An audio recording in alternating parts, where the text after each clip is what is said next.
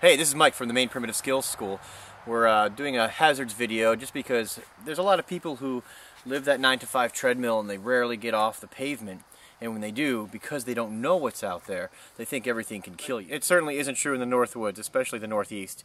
Some things can harm you, but they're very far and few between. And like the throwing stick thing that's going on over there with the big thuddery tarp crashy thing. See, that can hurt you. People who haven't spent a lot of time in the real and natural landscape out here, they tend to get a little sketched out when they enter an unfamiliar landscape, and that's to be understood. What's not to be understood, though, is not familiarizing yourself with those things that can actually hurt you. Once you have that short list, and it's a very short list, down, the rest of the real world is available to you. You can enjoy it. You can go out and fish and ski and hunt and camp and not have these phantom fears. There are two types of hypothermia for our purposes. The first one is acute hypothermia, where you fall into the ice water and you get out and you're really cold and you're shivering, but you still have that belly full of Cheerios or that steak and egg breakfast, and there's enough calories in you to kick in the furnace and keep it warm and going. The other type of hypothermia is a little more insidious, and that's chronic hypothermia. That's the hypothermia that occurs on a day much like today. It's, you know, low 50s, high 40s, overcast, occasional drizzle. You're wet. You feel warm enough when you're hiking, but then you stop to make camp and rest, and because you've burned all of those calories through the course of the day and your temperature has been slowly getting colder and colder, the chronic hypothermia is a little harder to recover from. Learning how to prevent hypothermia and address hypothermia once you have it, especially out in the field, are key. Dehydration is a huge issue. Our society is chronically dehydrated. A lot of people are doing a great job carrying their water bottles around and making sure they're hydrated at all times, but you need to know that you can't just put 64 ounces of water in your stomach in the morning and call it good for the rest of the day. Your body can't handle all of that water at once. If you drink 8 ounces at a time over the course of a day until you get that 64 plus ounces, you're going to be fine. There are people who overdo it.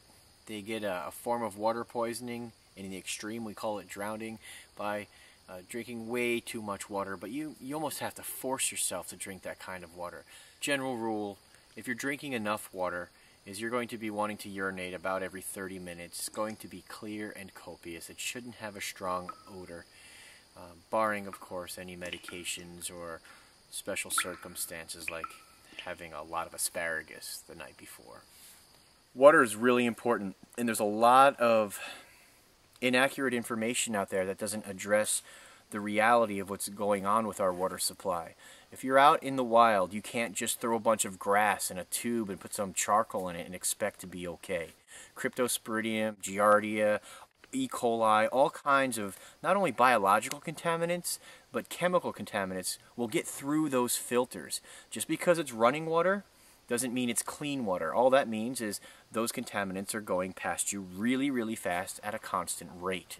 You're not going to be able to caveman your way through modern contaminants or the preponderance of imported bacteria and viruses that are found in water. You need to defer to boiling your water and or filtering your water. It's the only way. Sorry, folks. We run a primitive skills school here. We're right on top of wanting to be neo-Neanderthals, and when it gets to water, we no longer risk it. We have had too many of our folks over the last 21 years get too sick to decide that our ideals are going to override our common sense. Widowmakers are dead trees or limbs suspended by other trees. Each year, lives are lost by these lethal landscape hazards. Be sure to look overhead before selecting shelter sites and scan the area for dead trees that could topple on your campsite from some distance away. Carriers of many types of encephalitis, not to mention dengue fever, malaria, yellow fever, and others, mosquitoes are the world's deadliest creature, killing over 300 million people each year. You can mask your scent with repellents and wild plants like this tansy, but they are also attracted to the gases you exhale and the heat you radiate. In short, in Maine, when it comes to biting insects, if the bugs are hungry, they're gonna eat. Bees and wasps are not deterred by tansy or other repellents. Many people are deathly allergic to bee and wasp stings. In Maine, our most aggressive wasp is the bald-faced hornet, which when provoked will sting you multiple times. Our most common wasp is the yellow jacket, which favors in-ground burrows that make them hard to spot. Of the two species of poison ivy, our most common, Toxicodendron radicans, grows as a small woody shrub. Poison ivy and poison sumac contain urushiol, which binds to the skin and causes contact dermatitis.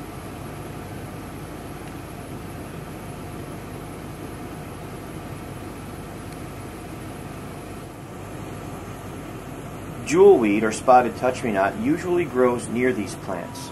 The phytochemical lawsone found in jewelweed binds to the skin more aggressively than the urushiol and helps prevent the rash from occurring after exposure. If the rash is already apparent, I've gotten instant relief from a strong tannic acid wash using the water from boiled sweet fern oak bark or acorn. The plants with umbels, or the umbelliferae, include our deadliest plant species, the water hemlock and poison hemlock. While the entire plant regarding both species is toxic, the highest concentration of alkaloid toxins occur in the roots. Symptoms include gastritis, central nervous system stimulation such as tremors and seizures, followed by ascending paralysis and coma. Death is usually from respiratory failure. No antidote is available for either plant. Another member of this family is wild parsnip. While not deadly, its sap, once it makes contact with the skin, reacts with sunlight to create a painful rash and scarring that can last for months. This phytophotodermatitis is most likely to occur when the plant is in flower.